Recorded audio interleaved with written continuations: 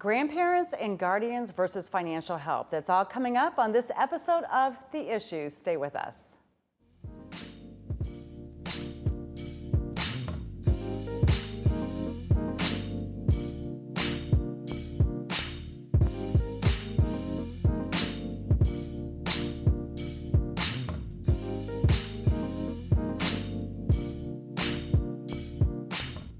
I'm Sarah Bernard, and thanks for staying with us. The first part of today's show, we're talking to a grandparent who has had trouble getting the financial help that she needs to care for her 4 grandchildren. According to the Temporary Assistance for Needy Families, TANF, there are close to 6 million children who live in households headed by grandparents or guardians. Many tend to live in poverty or on a fixed income. However, some do not, but need financial assistance nevertheless. Foster care is an option. However, the children may have to be placed in the system and would possibly end up with strangers to care for them. I would like to welcome Najia Allen today. So thank you so much for coming. And you're a grandparent who, hard to believe because you don't look old enough to be one, but you are raising your 4 grandchildren. So you're exactly what we're talking about. You're a household with the grandchildren being raised by grandma, and you've had this was not expected. No. And it never is, No. right? It never is. Nobody expects to raise their children and then to be raising their children's children. So if you would share with us a little bit about the story, whatever you're comfortable with, and how the grandchildren ended up in your care. Okay. Well, thank you, Sarah, for having me. June 18th, 2021, I was actually at work, and my only daughter. So of course, I got a phone call from the grandparent first, my mother-in-law, to say that my daughter had been shot. That was it. But then the detective called back to confirm that it was a murder-suicide. So come to find out, about 5 o'clock in the morning, she was taking her children's father to work, which we found out that was a lie. That was just to get her out the house and away from the kids. And while she was driving her car on Bellefonte Road in St. Louis County, he was in the passenger seat, and he shot her twice in the head. So immediately, she was deceased, even as she hit the pole on Bellefonte Road. He didn't pass away immediately, though. So he got out of the car, and he ran from the crime scene. And as the police were in pursuit of him, right around 270 in Bellefonte, he made up on Snook's parking lot, and they told him to freeze, and he did not, and he pulled out a gun, and he ended his life. So by the time they got him in the ambulance, before he got to Barnes, he had ended his life. Well, so both lives are gone with 4 babies left at home. So once the detective got there, they found my 10-year-old granddaughter. The twins were 4 at that time, and the baby was 3. So oh my goodness! So you get this phone call at work, yes, and your daughter's been shot, and then you find out she's been killed, right. And her husband, boyfriend, living boyfriend. Okay, yes. So he killed himself then Yes. when he was being pursued by the police. Correct. And how incredibly tragic! And yes. your only daughter, I can't yes. even imagine. Yeah. Was there ever any sign that there was abuse in the relationship? Yes, many phone calls were placed due to domestic violence in the home, not only from me, because I've also called anonymous, and then I say, hey, I'm her mom, I'm concerned, but I also called when I was there presently. And back in 2019, the police said, don't call them anymore, because they were tired of coming to their residence until something bad happens.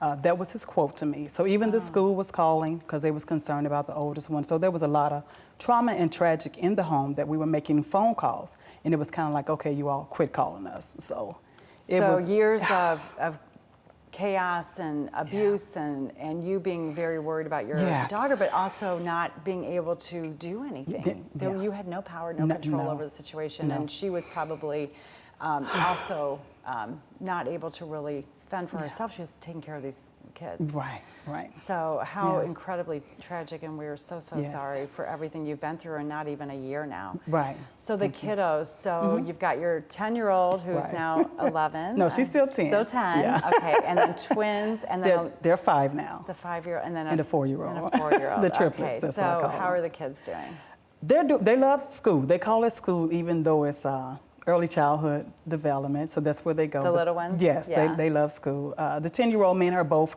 we went to counseling together as a family. We good. went through Annie's Hope, which has been good. phenomenal. We were able to get Yale boxes, express our grief, not to hold in, that anger, but to release it in a healthy way.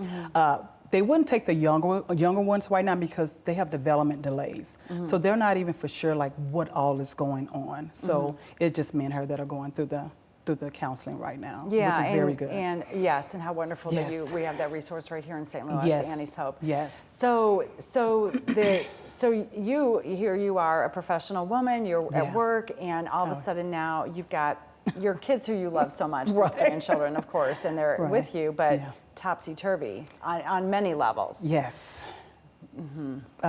Very challenging because, of course, in healthcare, tragic happens, but we need you back at work.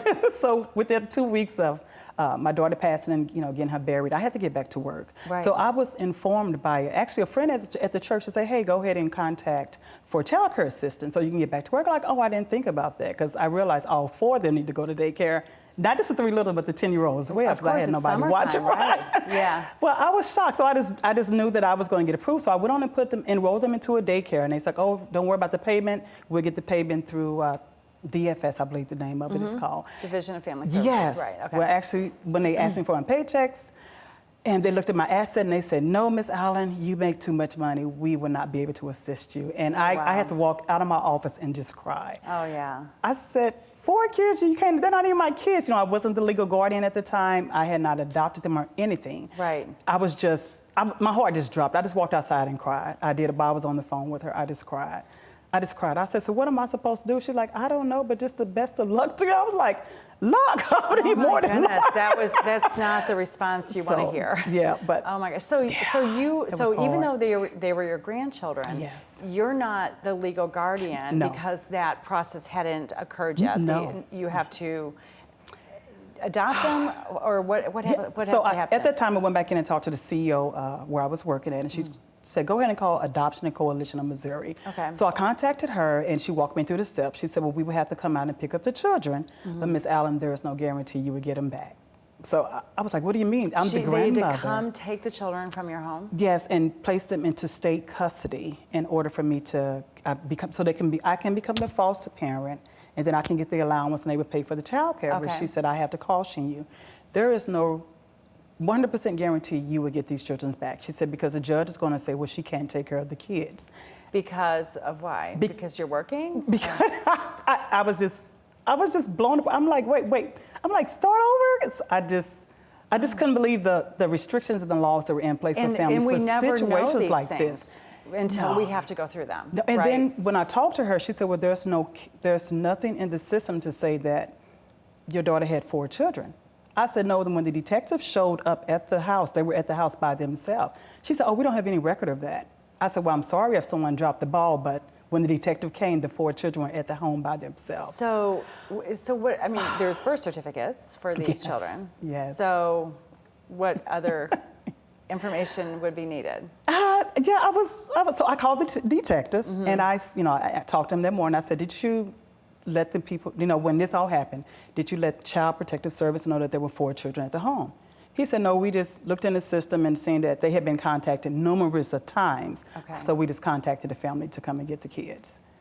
So Okay. that's the reason why they went right up on the radar. So you're running into lots of red tape, lots of walls Yes. as you're trying to figure out the system. And until anyone is in a situation as tragic as yours, Right.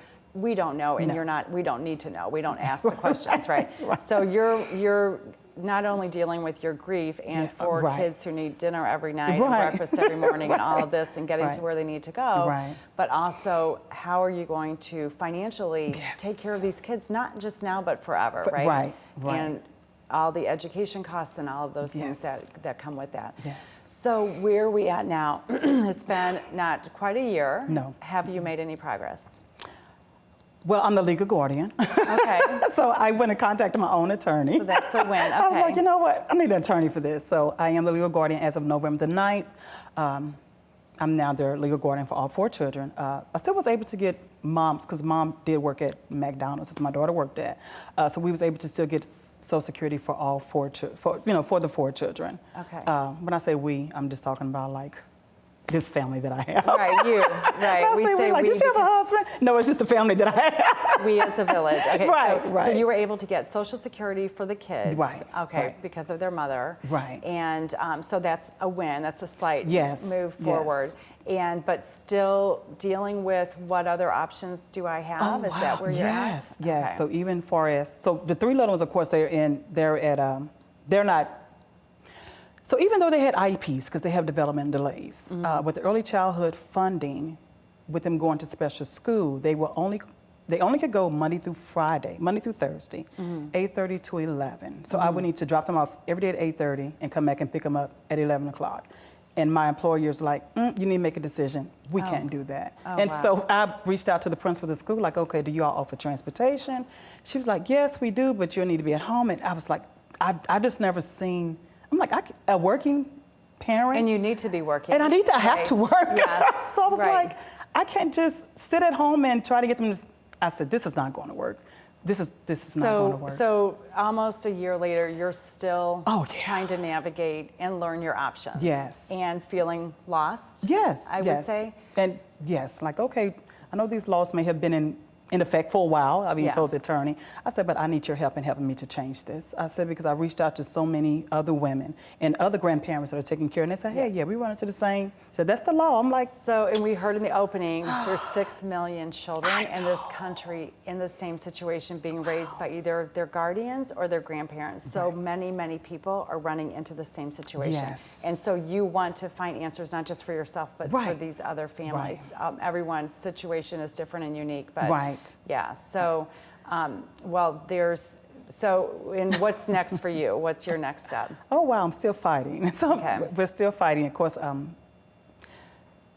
trying to get them more resources, especially for my 3 little ones. Just trying to see what else is available, what else is, out there maybe that I'm missing that I still need help with, even far as mental health and behavior. Because even with the trauma, every child they're acting out in different ways. Yeah, of course. Yeah. Yes. They already had some developmental issues, and now on top of that, they've got a tragedy, a new residence, a new neighborhood, a new home, a new mom, so to speak, someone who they dearly loved, which is a good thing. But so many things. Well, Najwa Allen, thank you so much for joining us today and for sharing your story. We're right here for you. We might have some answers and solutions for you coming up. We've got Donna Garcia, so stay with us, viewers, as we speak with another wonderful guest who's going to help us shed some light on getting help, not just for Najwa and your family, but for many, many other families out there. So stay with us, we'll be right back.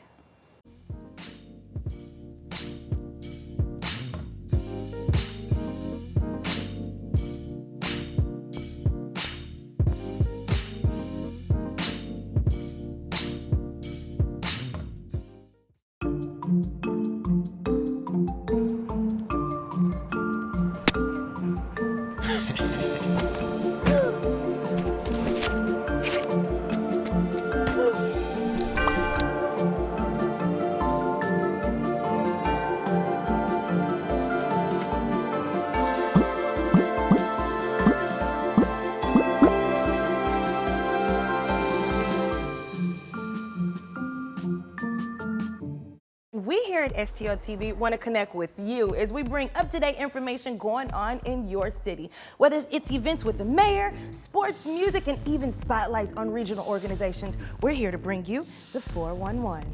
You can keep current with STL TV and its shows by following us on Facebook at STL TV and both Twitter and Instagram at STL TV channel. What are you waiting for, St. Louis? Get connected and in the know today.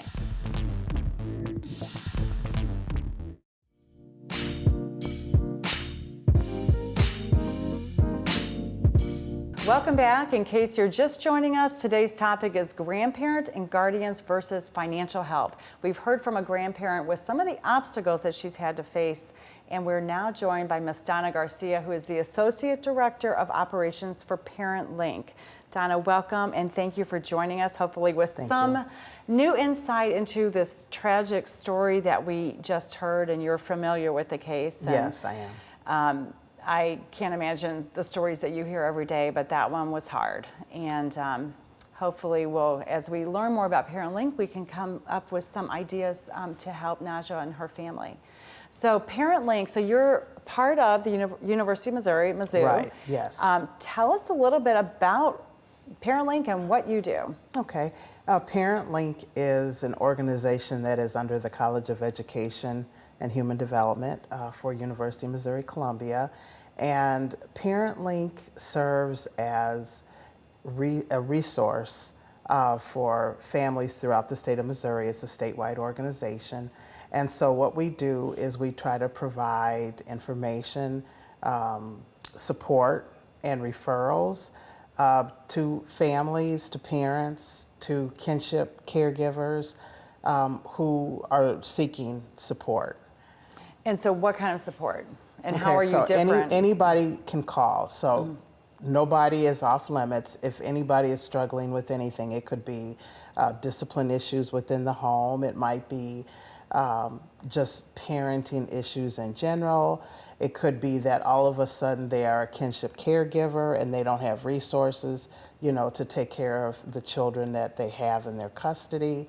And so they're trying to find resources. And so what will happen is they can either go through the website or they can call what we call our warm line, or they can text us.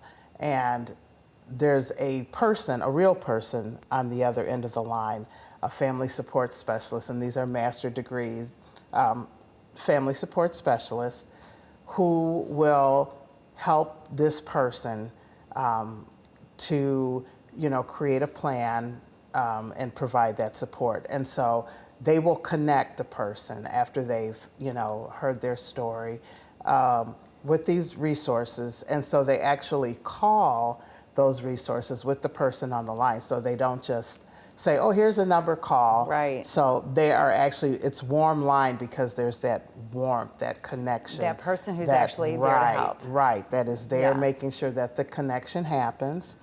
And after the connections happen, ParentLink follows up. So a few days later, they will call that person back to make sure that they receive the services that they needed and to see if anything else is needed. So are your resources available in the help for anyone throughout the state of Missouri? For anyone throughout the state of Missouri. It doesn't matter what the income level is. It doesn't matter where they live. If they're in the state of Missouri, we are a connection for them. Okay, so how are people finding you?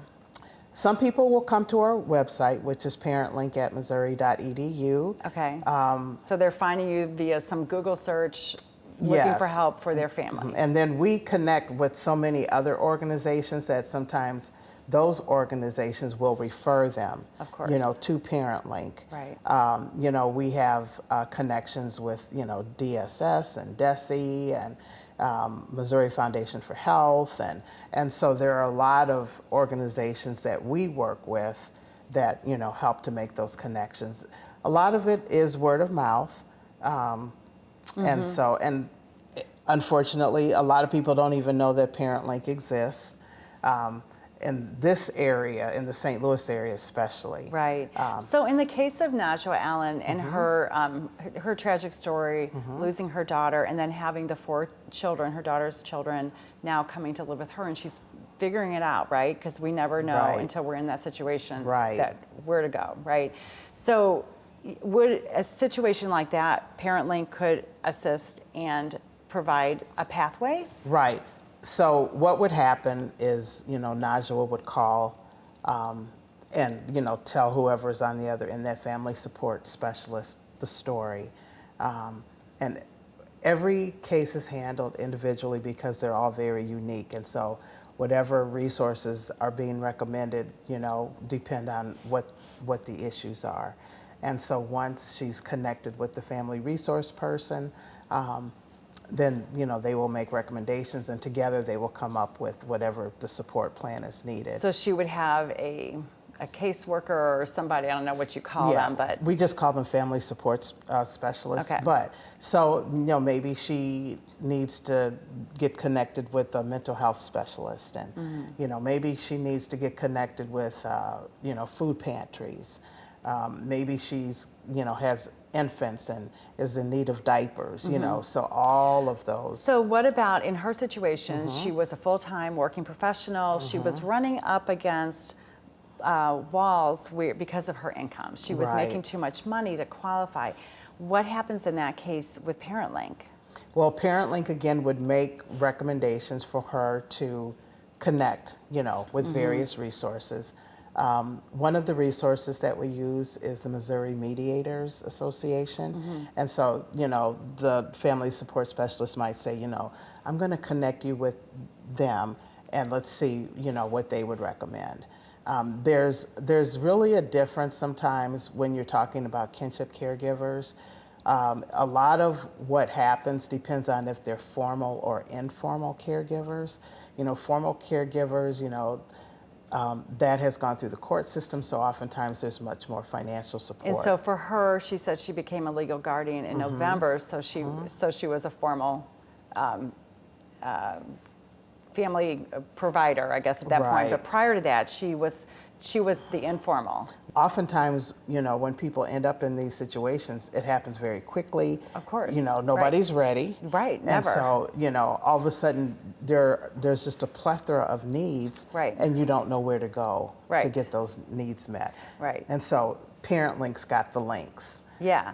It's amazing. What a wonderful resource. So you're not a government organization, you're part of the university, Right. but you have all these resources. Some Right. are government organizations that we Right. don't know we need or even know about. There's so many. Right. And some I would assume are private charities and things like that. Yes. So in her case, Miss Allen, it's not, I mean, she still could come to you and Oh, get, so she definitely. had mentioned that some of the kids have some developmental issues, and so Right. is that something that you would be able to provide resources? Parent Link actually provides resources for early childhood developmental screenings. Okay.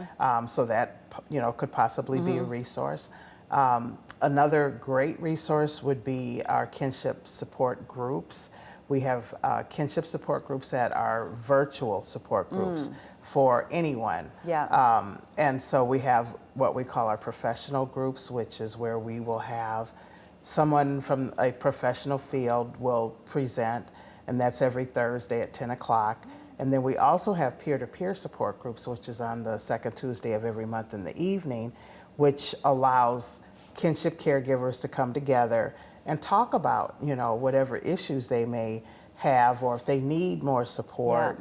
Or maybe solutions that they Or found? solutions, right. And so, and it allows them to know that they're not by themselves. How many people are on these calls? I'm just curious, the state of Missouri, how often is this happening? Well, it varies. We never really know what we will get with the peer groups Yeah. because Schedules and all that. some people are consistent, some people are Yeah. not. The 10 o'clock meetings, the virtual meetings, are pretty consistent. We usually have a group of caregivers that are there every week. We have a huge group of caregivers that are in Southeast Missouri. Parent Link has a very huge presence in Southeast Missouri, Okay. as well as Central Missouri, and we are now growing in the St. Louis area. And so we are also looking to expand in the Chillicothe, as well as Vandalia. So we are, we do some work in the prison system, and so Right. we're kind of all over You're the place. everywhere with people Yes. helping, but still just a phone call away, which is a Right, great just a thing. phone call Yes. away, just a text away, This just is a click. amazing. What an amazing resource. I'm so glad that you're here to help us. We're going to take a break, and there's been some very important information that's been shared by Donna Garcia about Parent Link and how we might be able to help people like Najwa Allen, who was in our first segment. I hope it's been helpful, but stay with us because there's more. We're going to take a quick break, and we'll be right back.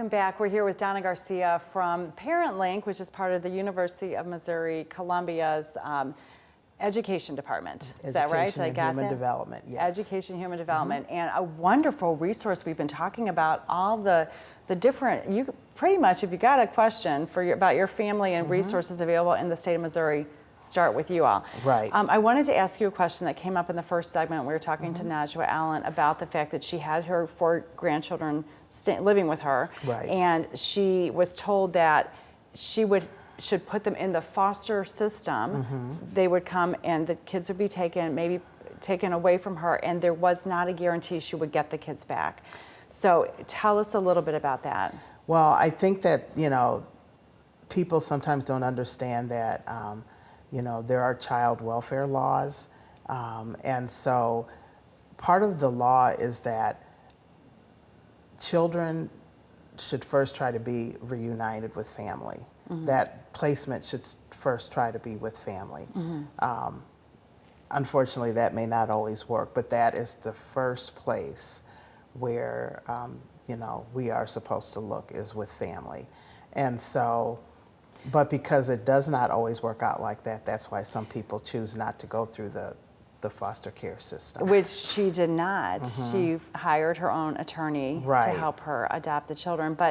So that's very interesting. So chances are she would have qualified, but there's no guarantee for various reasons. Right. So that's scary. Right, it is scary. And I think it is one of the reasons why people sometimes shy away from it and become informal kinship caregivers rather than formal kinship caregivers. Right. Which means that, they may be missing out on some of the services and financial provisions because of that. And I imagine Parent Link could provide advice. Yes. Could have provided advice to her in that situation, just someone to talk to. These are the options I need to weigh. Right, and Parent Link probably would have advised her to get, legal counsel so that, their needs, could be examined, and then they would know, and to look at, you already mentioned, TANF and, to see what services could be available. Right. Okay, so what's the best way to reach Parent Link? Parent Link, you can either reach us on the website, which is parentlink@missouri.edu. Okay. The warm line, which anybody can call for any reason, is 1-800-552-8522. And you can also text us at 585-FAMILY1.